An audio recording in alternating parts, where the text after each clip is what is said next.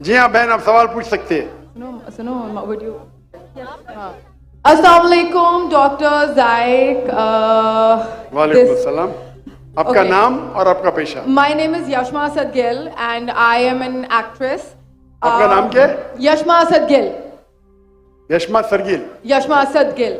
जी हाँ। Okay, I know the time is limited, but I really want to address your contribution in my journey. There was a time when I had fallen into the trap of atheism back in the days when I was doing my bachelor's, but Alhamdulillah, it was your videos and your lectures that brought me back to my religion and brought my spirituality back to me and my faith back to me. So Alhamdulillah for that, and thank you for coming to my country and especially my city. You've been a mentor and you are my, I'm literally shaking right now, I'm so sorry. Okay, so the question is, pardon me if I say anything wrong because my knowledge is limited, but at the time when I was doing my research and I came across your lectures, there was everything else that I could understand, but one question still remains, which is that this concept of predestination, and then there is this one concept of us human beings and Jannat having free will, right? तो अगर सब कुछ पहले से लिख दिया गया है, अब कुछ अगर सब कुछ predestined है, तो जो concept है कि अगर एक चोर कहीं पे चोरी करता है, तो वो तो पहले से नहीं लिख दिया गया था, उसको उसकी accountability क्या है उसमें free will के हिसाब से? बहन ने एक अहम सवाल पूछा है और वो कहती है कि पहले वो एक्ट्रेस थी और वो एथियज्म के जाल में फंस गई थी और मेरे कैसेट सुनने के बाद अल्हम्दुलिल्लाह वो वापस दीन की तरफ रुजू की और अल्लाह सुब्हानहू व तआला ने हिदायत दी। उनका मेन सवाल है कि कदर के बारे में। मैं आपको मुबारकबाद देना चाहता हूँ कि आप एक फिल्म इंडस्ट्री से वापस सही रास्ते पे आए। बहुत मुश्किल है, अगर मीडिया के जाल में फंस जाते तो निकलना मुश्किल है, लेकिन अल्लाह ताला काफी लोग को हिदायत दे रहा है। आपको भी अल्लाह ने हिदायत दी। जहां तक ये सवाल है, उनका सवाल है कदर के बारे में, अबाउट डेस्टिनी, फ्री विल, कि अगर अल्लाह सुब्हानहू व तआला ने मेरे तकदीर में लिखा कि मैं शराब पीऊंगा और मैं शराब पीता हूं, तो कौन जिम्मेदार? अल्लाह। ये सवाल बहुत कॉमन है, लेकिन अक्सर मुसलमान घबराते पूछने के लिए, क्या कोई फतवा न दे दे मुझे, मैं काफिर हूं। अल्लाह सुब्हानहू व तआला कुरान मजीद में इंसानों को एनकरेज करते सवाल जवाब के लिए, इसलिए कुरान मजीद में आप पढ़ेंगे 333 बार, 323 टाइम्स, 323 बार कहा गया है कुल, कालू, इन लोग ने कहा, और 323 बार अल्लाह कहते कुल, उनसे कहो। यानी कुरान मजीद की एक क्वेश्चन आंसर बुक है। 323 टाइम्स पूछा गया कि ये क्या सवाल है, अल्लाह बोलता है कुल, कहो कुल। उनने पूछा अल्लाह कौन है, कुल वल्लाहु अहद। तो ये कुल जो है, सवाल करना कोई बुरी बात नहीं, लेकिन ये सवाल बहुत कॉमन है कि हम तकदीर में मानते हैं, ये हमारा ईमान है। तो अल्लाह ताला अगर तकदीर में लिखा कि मैं मर्डर करूंगा, मैं किसका कत्ल करूंगा और मैं कत्ल करता हूं, तो कौन जिम्मेदार? अल्लाह। नऊज़ुबिल्लाह। अगर लिखा है मेरे तकदीर में कि मैं शराब पीऊंगा और मैं शराब पीता हूं, कौन जिम्मेदार? अल्लाह। नऊज़ुबिल्लाह। इसका जवाब यह है कि हमें समझना चाहिए तकदीर की क्या मानी है। और ये सवाल जब मैं दावती मैदान में तकरीबन 35 साल पहले शुरू किया, तो ये सवाल मुझे भी बहुत परेशान कर, किसने पूछा नहीं मुझे, अल्लाह की मदद है, अल्लाह की मदद है, जवाब मिलने के बाद ही लोग पूछते हैं। तो पहले चंद साल काफी तहकीक की, लेकिन जवाब कोई किताब में मिली नहीं। जवाब मिला, फिर मैंने उलमा से पूछा सही है, तो उन्होंने बोले माशाल्लाह अच्छा जवाब है, अब मैं अभी पेश करूंगा आपके सामने। मैं मिसाल देता हूं कि अगर एक टीचर क्लासरूम में 100 बच्चे को पढ़ा रही है, 1 साल पढ़ाने के बाद इम्तिहान के पहले टीचर बोलती है ये बच्चा एग्जामिनेशन में फर्स्ट क्लास फर्स्ट आएगा, ये बच्चा सेकंड क्लास आएगा, ये बच्चा फेल होएगा। माफ करना, आपको मिसाल बोल रहा हूं, कल मिसाल है आपके लिए। और एग्जामिनेशन के बाद ये सही निकलता है, ये बच्चा फर्स्ट क्लास फर्स्ट आता है, ये बच्चा सेकंड क्लास, ये बच्चा फेल होता है। मेरा सवाल है कि जो बच्चा फेल हुआ वो बोल सकता है कि टीचर ने प्रिडिक्ट की, क्योंकि टीचर ने प्रिडिक्ट की क्या मैं फेल होऊंगा इसलिए मैं फेल हो गया। क्या वो बोल सकता है ऐसा? हाँ क्या नहीं? हाँ क्या नहीं? नहीं।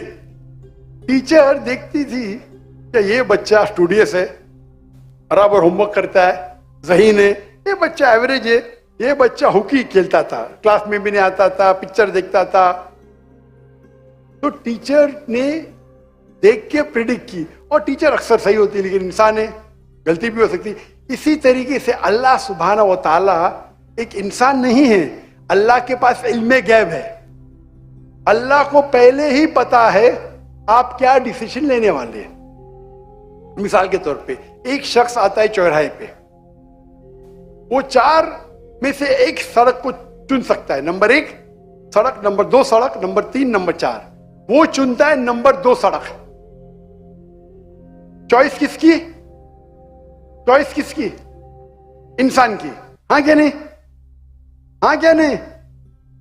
लेकिन अल्लाह सुब्हाना व तआला को इल्मे गैब है कि 5 तारीख को अक्टूबर के रात को 1 बजे, 1:15 बजे ये चौराहे पे आएगा, उसके पास 4 चॉइस थे, सड़क नंबर 1, सड़क नंबर 2, सड़क नंबर 3, सड़क नंबर 4। अल्लाह ताला जानते कि ये सड़क नंबर 2 चुनेगा, तो अल्लाह ताला लिख देते तकदीर में पहले ही कि ये इंसान 5 अक्टूबर की रात को 1 बजे, 1:15 बजे सड़क नंबर 2 पे चुनेगा। तो सड़क नंबर 2 किसने चुना? अल्लाह ने या क्या इंसान ने? अल्लाह ने चुना या इंसान ने चुना? इंसान ने चुना। तो कौन जिम्मेदार, अल्लाह या इंसान? अल्लाह या इंसान? इंसान। वो आगे जाता है और 3 सड़क आते, सड़क ए, सड़क बी, सड़क सी।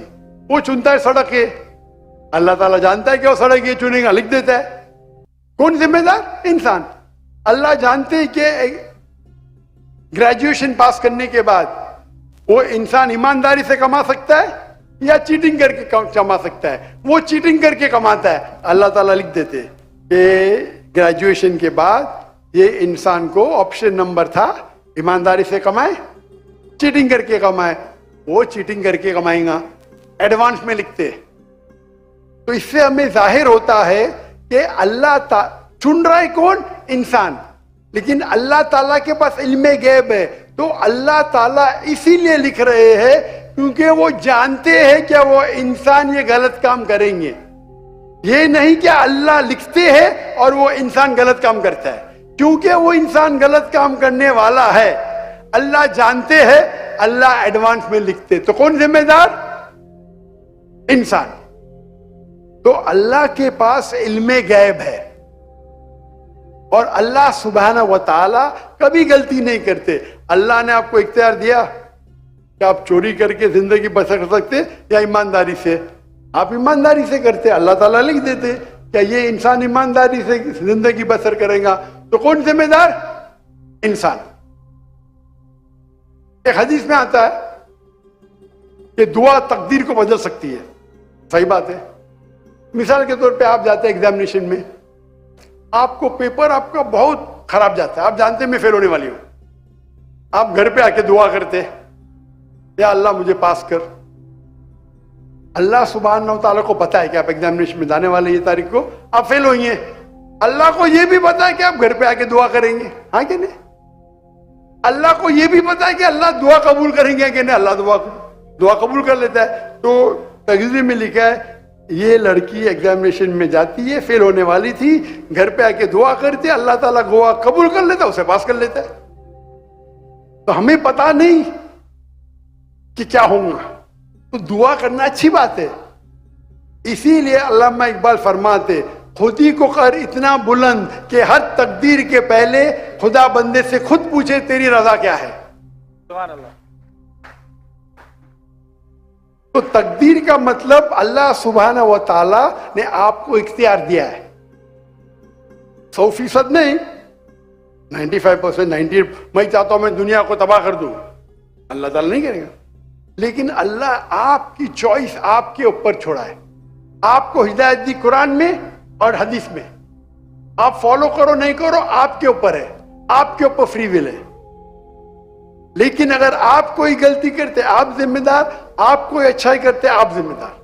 तो इसीलिए तकदीर के बारे में अल्लाह को इल्म गैब है। तो जो भी गलत काम करते हैं आप करते हैं, अल्लाह ताला आपसे नहीं करवाता। तो ये अगर आप समझ लेंगे तो इंशाअल्लाह आप कुरान मजीद की जो तालीमात पे अमल करेंगे और इंशाअल्लाह आप जन्नत में जाएंगे। Hope the answer the question. एक